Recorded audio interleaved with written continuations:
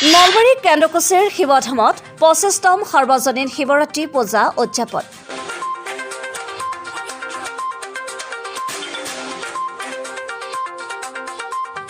আজি মহাশিৱৰাত্ৰি পূজা।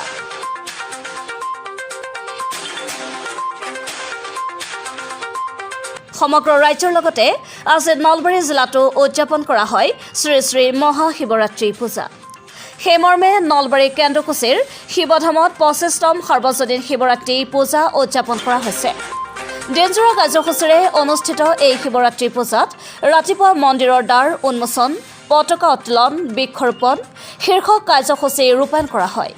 সমান্তৰালভাৱে তাৰ পিছতে আয়তীসকলৰ নাম অনুষ্ঠিত কৰা হয়। অনুষ্ঠানখন আমাৰ 1998 চনত প্ৰতিষ্ঠা হৈছিলে আৰু আমি প্ৰতি বছৰে কেন্দ্ৰকুছি শিৱ মন্দিৰত এই অনুষ্ঠানটি 1998 চনত কেন্দ্ৰকুছি গাঁৱত জন্ম হৈছিলে।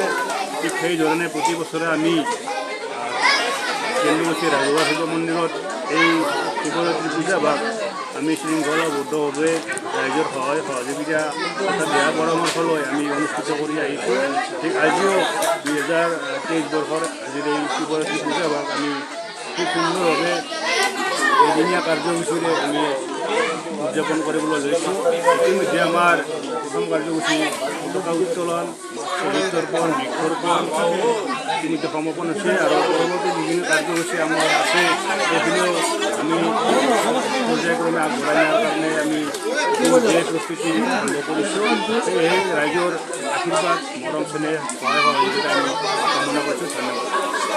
নলবাৰীৰ পৰা মনোজ বৈশ্যৰ ৰিপৰ্ট।